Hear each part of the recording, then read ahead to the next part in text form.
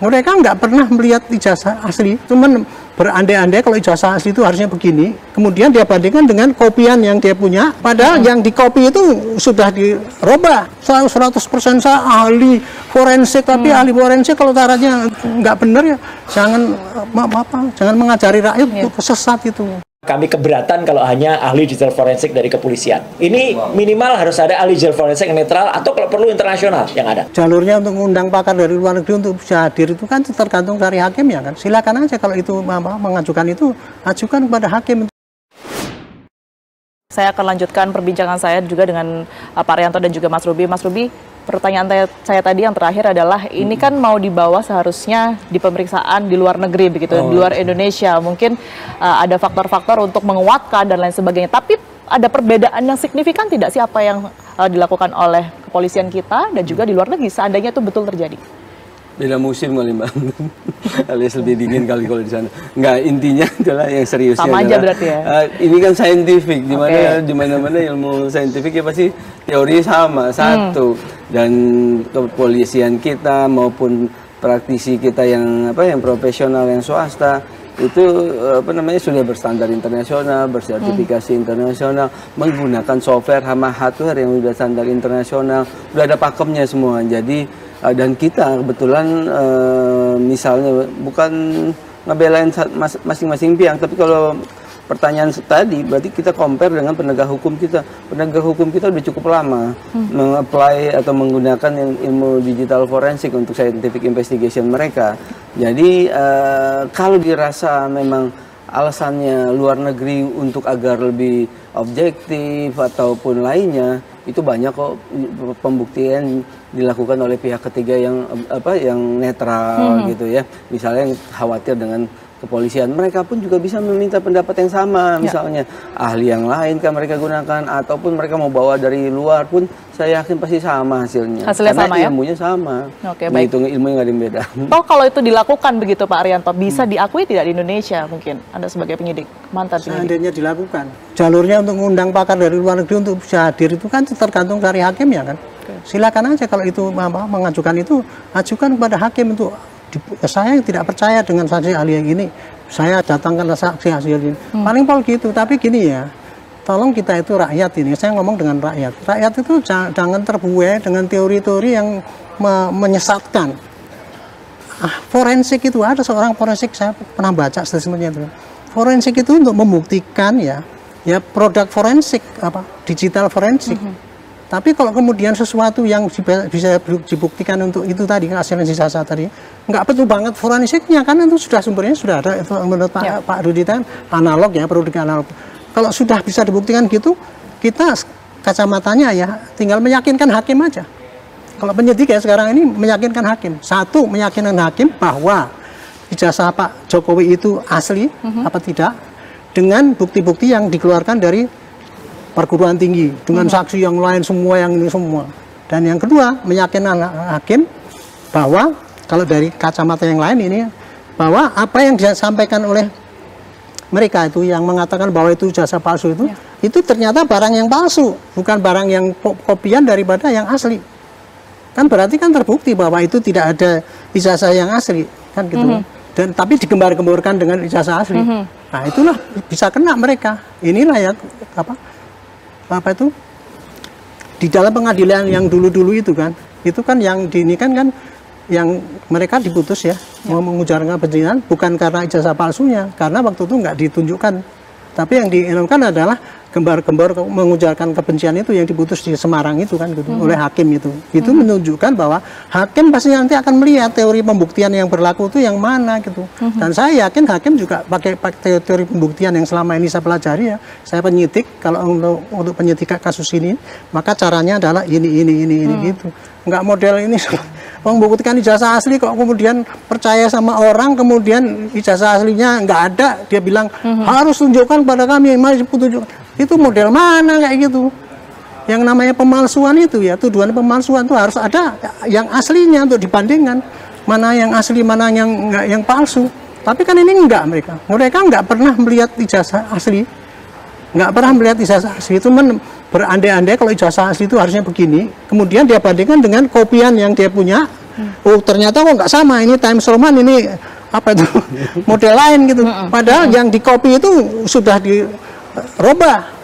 Nah ini dipakai untuk dipaksa-paksa, udah itu saya 100% saya ahli forensik apa itu, tapi ahli forensik kalau caranya nggak benar ya jangan mengajari rakyat untuk sesat itu. Tapi Pak Roy Suryo ini begitu yakin bahwa apa yang kemudian Ya, dibawa makanya oleh itu. Pak Jokowi, Pak Arianto, ini belum tentu ijazah asli begitu. Ini menurut Ya, Pak ya Roy dia Suryo. punya keyakinan, masing-masing orang punya keyakinan. Celah itu seberapa lebar Pak untuk kemudian ini membawa dua dokumen yang berbeda begitu ya, kita juga tentu tidak bisa memastikan karena ini masih dalam proses pemeriksaan dan juga penyidikan begitu ya, bahwa apa yang sudah dibawa Pak Jokowi itu asli begitu ya, karena ini masih polemik. Nah ini celah untuk kemudian membawa dua dokumen yang berbeda diuji, ini seperti apa nantinya? Membuktikan ijazah palsu itu, Bu, tidak harus pakai pembanding ijazah yang asli dengan yang palsu. Ijazah itu asli apa tidak, tanya kepada produsennya. Oke.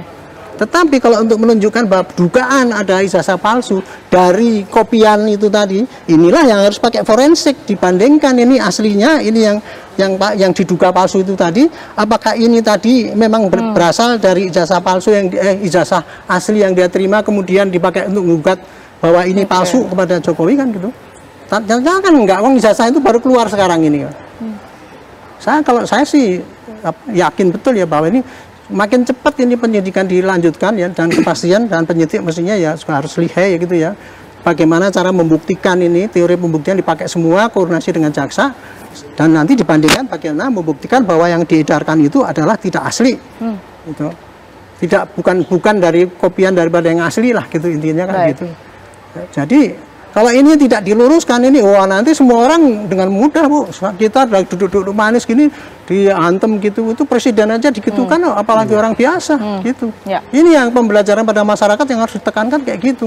Baik. Jadi penyidik tolong cepet kerja, transparan aja caranya begini-begini. Jangan bilang 90%, 10%. Bingung rakyat, nggak ngerti apa maksudnya itu gitu. Baik. Saya mungkin ke Mas Ruby begitu ya. Anda sendiri melihatnya seperti apa? Karena lagi-lagi publik ini kan bertanya-tanya, belum tentu yang kemudian dibawa Pak Jokowi ini asli. Parameternya apa begitu ya kalau pun dilakukan pengecekan ini nanti. Dan lagi-lagi seperti yang tadi saya katakan ke Pak Arianto, dari pihak pelapor sendiri begitu yakin bahwa yang dibawa Pak Jokowi ini bukan yang semestinya, Mas Ruby. Iya. Keyakinan itu kan kalau di muka hukum tinggal pembuktian. Keywordnya pembuktian. Nah, nanti pihak manapun, baik pihak penyidik maupun pihak yang dilaporkan, itu tinggal membuktikan secara sah yang menurut hukum yang sah untuk mau pakai ilmu apapun, nanti akan terbukti. Nah, ini kan seperti disebutkan tadi ada gambar-gambar segala macam, baik pihak yang menyebutkan ahli digital forensik dan lain-lain. Nah, tinggal dipastikan lah kalau memang mereka yakin segitu yakinnya, udah tinggal dibuktikan nanti di pengadilan teknik apa mereka gunakan, pakai apa toolsnya, punya sertifikasi apa, latar belakang apa dan lain-lain.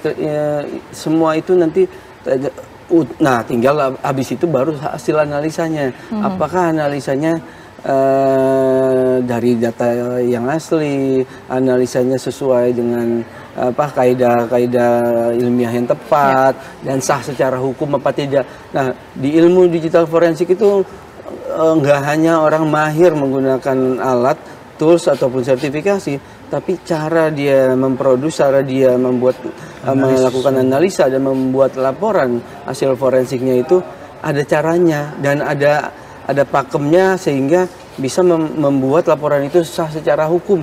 Nggak asal ngomong berdasarkan asumsi, nggak bisa.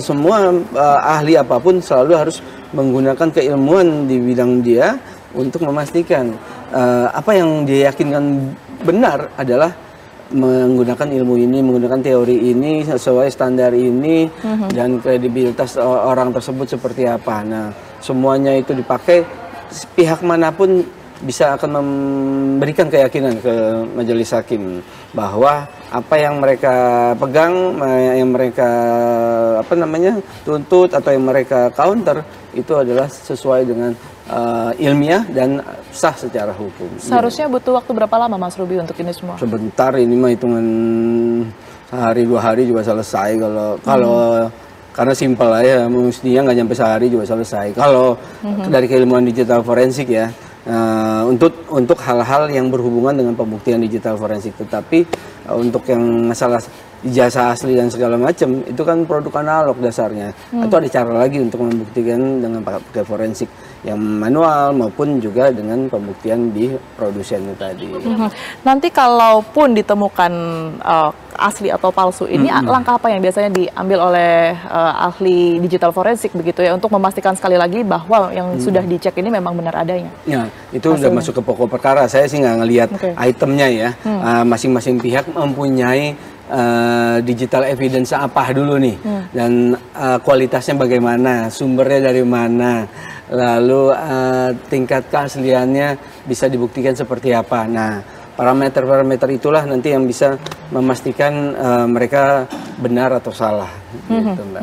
Baik, Pak Rianto, tapi kalau kita berbicara mengenai kasus ini, sebenarnya dari pelapor ini kan tidak hanya menyoroti berkaitan dengan ijazah saja, tetapi juga sampai ke skripsinya Pak Jokowi. Anda sendiri melihat ini bagaimana, Pak Rianto?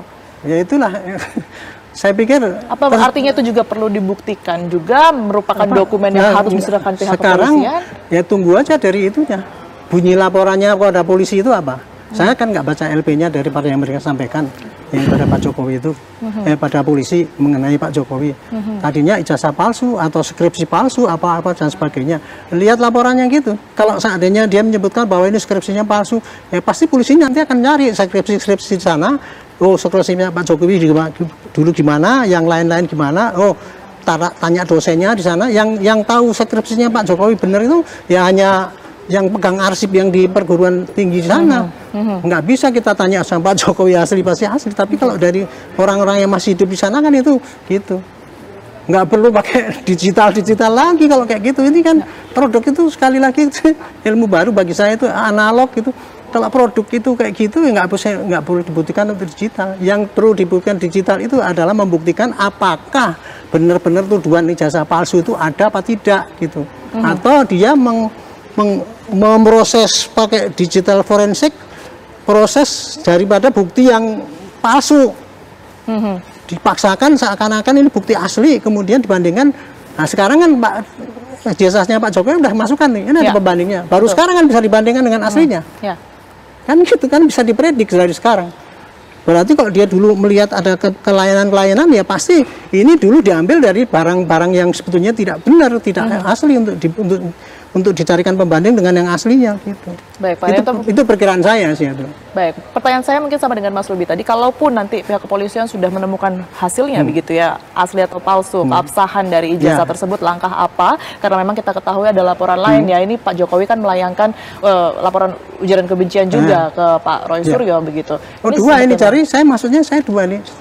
Bisa dua laporan itu selesai, bisa ada yang dua laporan itu diselesaikan bersama-sama. Oke. Laporan kalau dari penyelidikan Pak Jokowi itu ternyata sudah pakai teori penyidikan yang benar, dan si penyidik itu nyatakan kemudian itu ternyata tidak ada yang palsu, ya di SP3 penyidikannya. Nah kemudian ternyata kan penyidik yakin ini ada ijazah palsu, dan kemudian yang digambar-gemborkan itu tadi itu palsu, ternyata itu palsu ya, berarti bukti bahwa itu ijazah palsu kan tidak ada, karena aslinya ada. Berarti ini ya memang ujaran kebencian, itu diluruskan. Kira-kira kayak gitu kalau prediksi saya gitu. Jadi kita harus, kalau saya sebagai penyidik itu terang-terangan, ini loh kayak gini kasusnya, jangan kita tuh digiring-giring sama orang lain itu, rakyat dicekokin gini-gini itu loh. Kalau aparat itu sudah ditunggangi sama ini bos dulu gini itu saya nggak rela kok itu, kita sudah kerja setengah mati kemudian masih nggak dipercaya gitu. Baik, tentu kita gitu, tunggu begitu ya Pak Rianto, bagaimana jadi, kemudian pembuktian hasil. Saya Pak Jokowi itu tidak, kalau tidak kalau memang tidak ada benar apa memang itu betul-betul asli gitu ya. Ya kalau polisinya agak keder gitu ya, kirimkan jaksa aja, mau nggak ini dipakai untuk nuduh bahwa itu ijazahnya Pak itu palsu. Baik. Paling nanti kan hakim di sidang kemudian diketok bebaskan gitu kan. Kalau mau aman kan. Tapi kalau saya sebagai penyidik yakin bahwa itu ya dihentikan di tingkat penyidikan, nggak apa-apa kalau memang buktinya kayak gitu.